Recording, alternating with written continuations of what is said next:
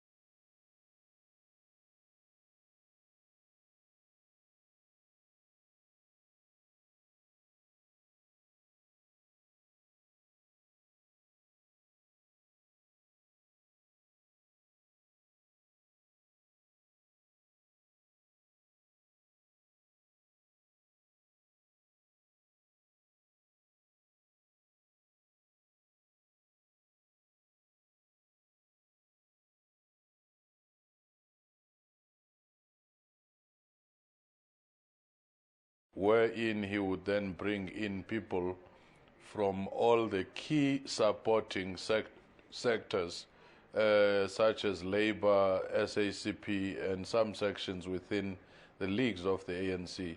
So he has played that balancing act in the past. Well, the script is probably ready, so to speak. In other words, the president would have decided, obviously, by now as to who's in and who's out. But if you had an opportunity, if you were to say something about the people who are there obvious people who should be perhaps moved around? Or? Well, it's difficult to say, except to say that there are individuals who have had a lot of issues raised against them to a point of investigation. For example, the Minister of Communication. And with the Minister of Basic Education, the issue of the book saga and the opaqueness of the interventions in the provinces has led to some people calling for her, replacement, and that includes SATU, which is the key stakeholder in that department. You also had, the Minister Klingwana, who has had run-ins in terms of misspeaking on a whole range of issues, and that in itself bringing more controversy on what she said, and sometimes less focus on what she has done for the department. So those are some of the more talked about, but there are always surprises that we should and must expect. Well, a couple of other ministries have been in the news over the past year, maybe two. Among them, it's the police, and the other one is the local government and traditional affairs, which, as we speak, I mean, those issues are still very much on the nation's agenda around initiation and circumcision. You don't think that the president may have looked at those as well? It's unlikely in the local government because, to start with, it's a coordinating role nationally, because the issues of initiation, their traditional leaders tend to be implicated, the health departments in the provinces tend to be implicated, and the local government and traditional affairs, MECs and departments in the provinces. So it's not as direct an issue to the minister as one would think. So to that extent, I doubt it would be an issue. Of course, around the police, many issues have been raised, but also you must look at political proximity of certain individuals and the political weight they carry within the ANC and their political proximity to the key players. And that is another consideration. And another one, where they are heading key constituencies like NG Motsecha, it may not be as easy to remove them. Maybe they can be pushed to other key portfolios, but it's unlikely that you would see them removed completely. Now, If one looks also at the issue of, like, as you say, proximity, but also power relations within the governing party, would that be a factor at all? And if I was to take you back, like a few months ago, remember after Mangaung, a lot of people saying, well, those who didn't support the president in Mangaung stand to lose. Do you think that would be a factor at all? It could be a factor, but on a limited scale, because ANC leadership is quite reluctant, and I'm sure the president is quite reluctant to be seen to be purging those who stood against him in what was in essence a democratic process. But at the same time, those who would then be reduced into being political enemies or opponents, those ones obviously now or during the period after elections would be the obvious casualties. But it would seem unlikely, though, given that the ANC is facing an election. So obviously, even if, for argument's sake, you don't get along with this or the other person, but if they are critical in how you intend to organize or mobilize people in very specific constituencies or provinces. Oh, surely that would be a factor taken into account. But at the same time, if they are perceived to be political opponents who may not be assisting those in the leadership and who may actually be sending all different kinds of signals about how the leadership is performing, in such instances, even in face of elections, you would see an action being taken. But many others, they would have to wait for the post-election period for that reconfiguration. But then, I mean, it is, in the history of the governing party that come elections, everyone, including the alliance partners, tend to gravitate towards one particular point or center, and all these things sort of that we're talking about tend to fall by the wayside. In other words, you see that unity, everyone really doing the same thing, united around one cause, which is to win the election. Surely winning the election is what they tend to rally around, but that does not take away some deep-seated and sometimes very subtle shadow boxing amongst political figures. Okay, Professor Because in this case, I'm going to ask you to just hold your thoughts right there, because I want to quickly cross over to the union buildings where our political correspondent Mzwandile Mbeje is standing by. Mzwandile, just give us a sense of what is happening at the union buildings, whether the president is there, or if not, around what time perhaps we are expecting him to walk in and make the announcement. Thank you very much, Vuyo. I can indicate to you that the President's press officer just indicated to us that the President is in the vicinity. He can walk in any minute from now. And the DG in the office of the President is also here. And all the staff really that are key to President have arrived.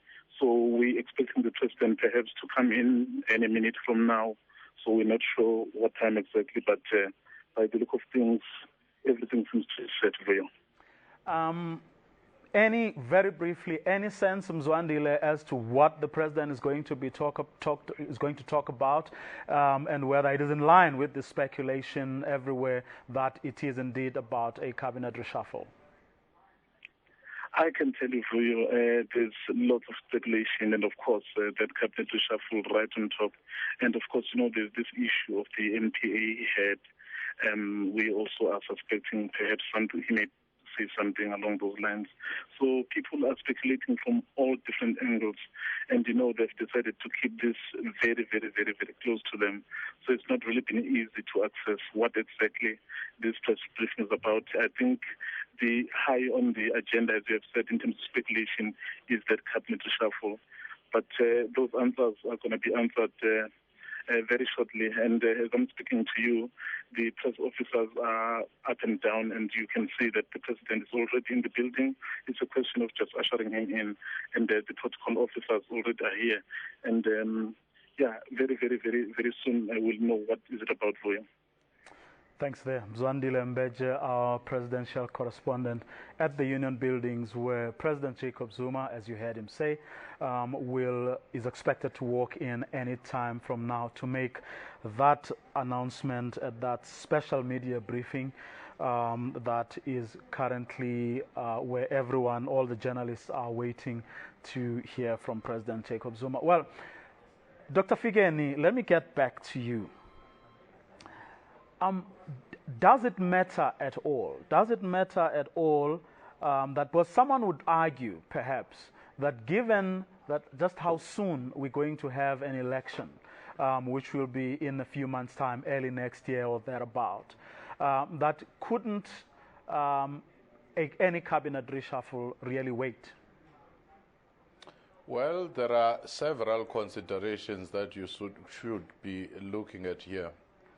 The president wants to make sure that going to elections, service delivery is on a booster speed. In other words, you do have an accelerated delivery so that ANC can respond from the attacks of the opposition by saying, look at what we are doing. Now, those ministries which may be underperforming in the respect of implementing programs may suffer in this case. The second one, going to elections, the president is also concerned about consolidating his legacy in many ways, but also reward cooperative governance and traditional affairs is Mr. Lechisa Tsinodi. The Minister of Human Settlements is Ms. Corne September. The Minister of Communications is Mr. Yunus Karim. The Minister of Energy is Mr. Ben Martins. The Minister of Transport is Ms. Dipuo Peters. The Deputy Minister of Justice and Correctional and Constitutional Development is Mr. John Jeffrey. The Deputy Minister of Science and Technology is Mr. Michael Masuta.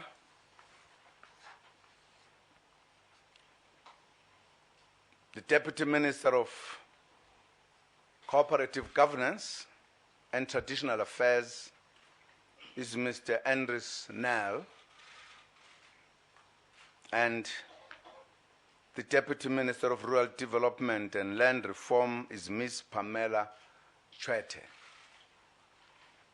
We thank the outgoing ministers for their contribution in taking the work of governance forward and creating a better life for all. We wish all incoming members of the National Executive all the best in their new portfolios. The new members will be sworn in to office tomorrow, 10 July. I thank you. Thank you very much. And goodbye.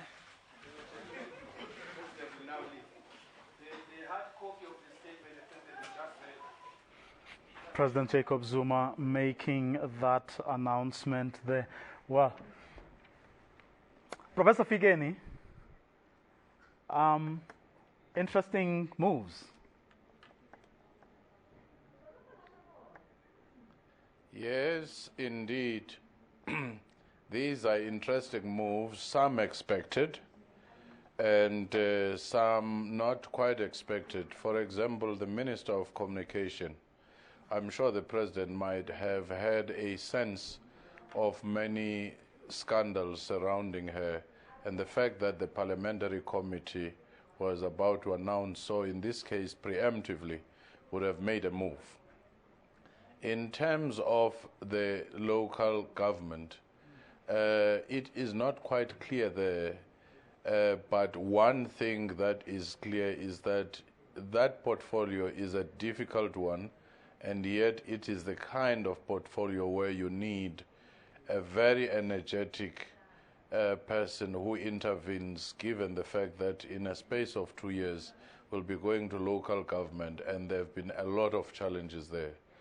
Then you do have the other very interesting shifts around. One is the veteran MP, Mrs. Chwete, who finally gets recognized after chairing several committees in Parliament, and that is also worth noting. The shifting around, for example, of Ben Martins to energy is quite an interesting one, because he was just settling down for transport.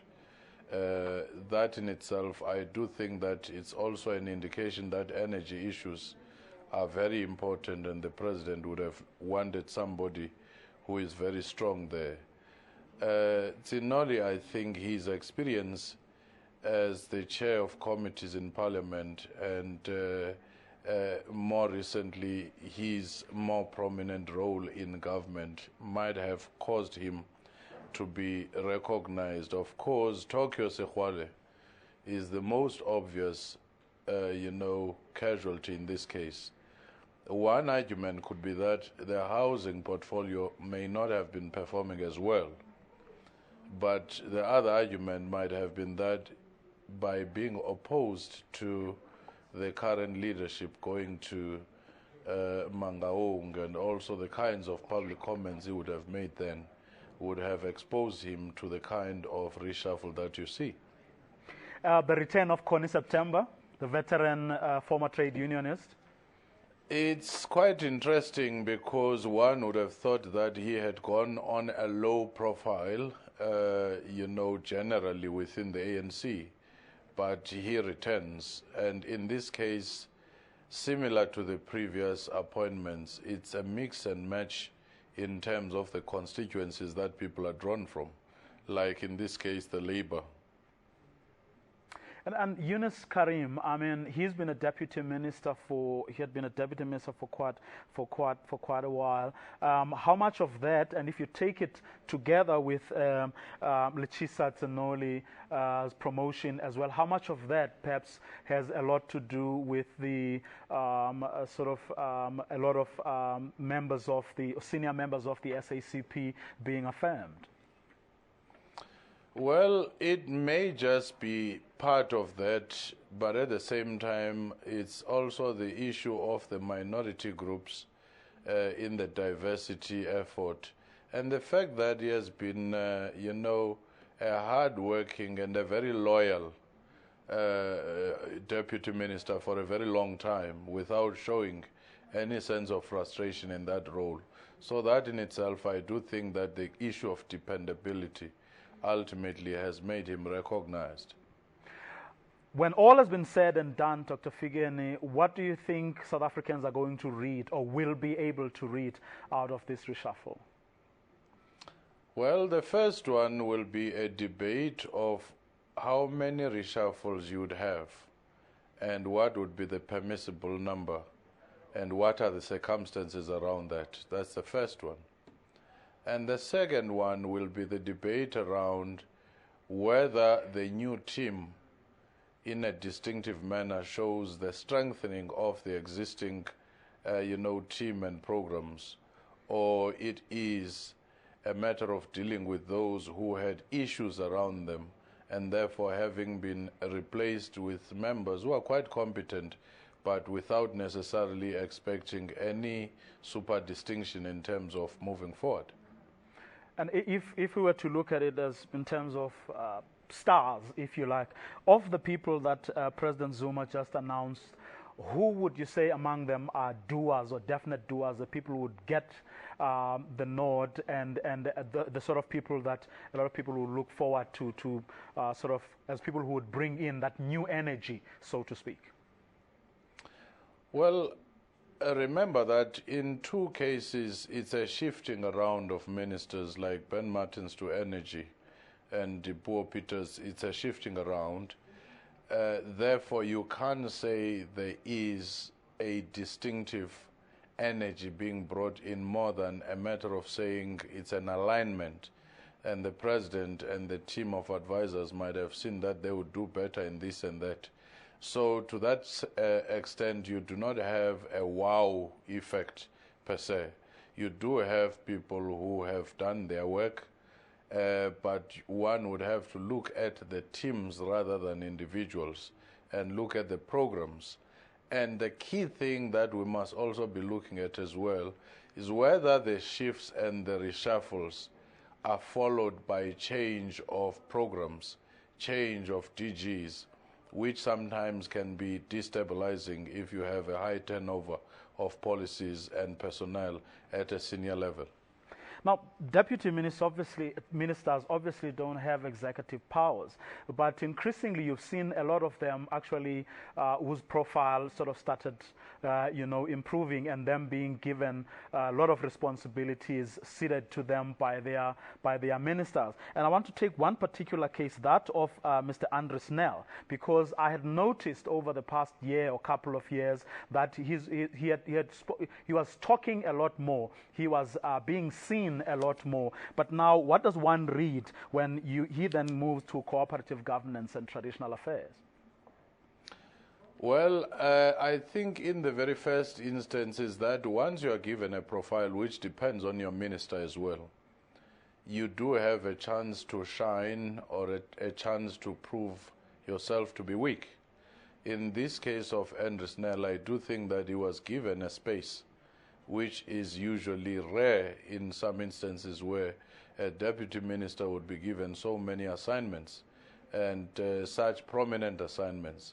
And he has proven to be a very effective communicator, and coming from a legal background as well may help in the very complex, portfolio which any minister will find quite a handful in the local government, and traditional affairs. Dr. Figeni, thank you very much for joining us this afternoon. Of course, that's where we're going to leave this broadcast. For more on this story and others, watch our evening bulletins. From me, Vuyam Vogo, and the rest of the crew, have a good afternoon.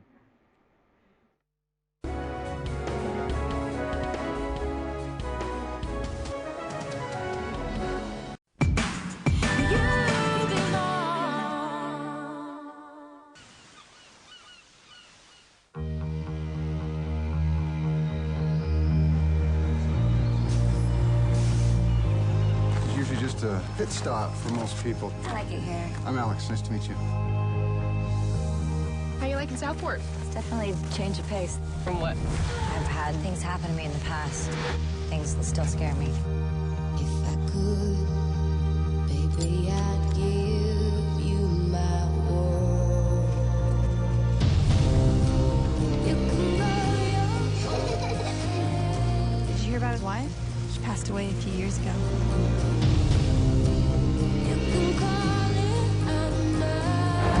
Alex is a guy who's been a shell of himself the last couple of years after his wife passed, trying to raise his 2 kids by himself. There's all kinds of things going on, but he's trying. Josh Duhamel is the perfect Alex because he's kind, he's generous, he's thoughtful. Did you forget something? Of course. He's like this sexy, dorky guy. It's like the perfect combination. It's just been a really, really fun movie to shoot. A love story like this, you really want to try to be authentic with the performances and help actors create something that feels true. Oh, I forgot to ask you, how'd your floors turn out? You want to see?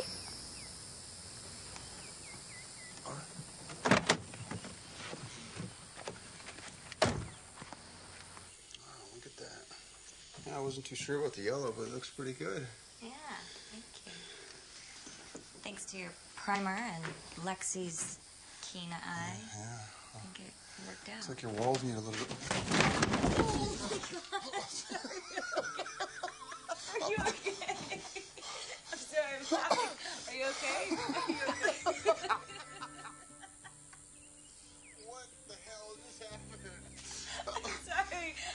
just made a giant hole in your floor. The hole is there. I can fix this. I have right? a hammer and some nails in my truck. I can You're go. I can fine. put a. I can. You're It should fine. take me 2 minutes Alex, just to. You don't want to it's- leave a giant hole, even.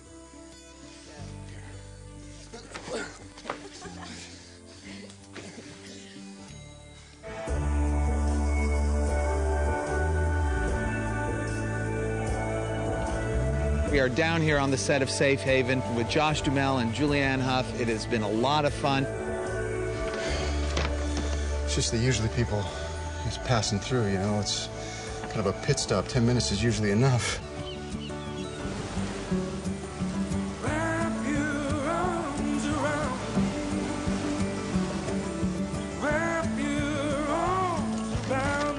Playing a dad was actually something that I was looking forward to in this movie. Kids on movie sets, they just lighten the mood a little bit, and especially the kids in this movie. It's been 3 years since Alex's wife passed away, and so he's just trying to get by and take care of his kids. It's all about his family, and Josh is definitely that person. This beautiful blonde, blue-eyed girl drops out of the sky, and, you know, at first she doesn't really know what to make of it. When I come into the picture, it's kind of like, oh, sparking all these new feelings. He may be a little naive to it in the beginning because somebody like this just doesn't come along. It just becomes one of those things that he just can't help. Everything about her seems right. Bad things happened to me in the past. Do you know this woman? There's just still things I'm scared of. Why Southport? So many questions. Just curious. Katie, he's here. Who's here? You know who. It's exactly what I was afraid of. I've got to get out of here. Katie! She has to go from being super, super guarded to falling in love with somebody and going against everything that she wants to do. So, you know, finding that balance of not just opening yourself up to somebody who you are falling in love with, but having a little bit of that guard still. Katie, if you run now, you're taking the easy way out. The easy way? You think this is easy for me? You obviously don't know me. Katie, you have people here who care about you. I think that you should stay here and face whatever this is. Face things the way you face things. Excuse me? Come on, Joe. You know you're stuck here, and for no good reason. At least I know when it's time for me to leave. Yeah, you're right, Katie. But some of us don't have that choice.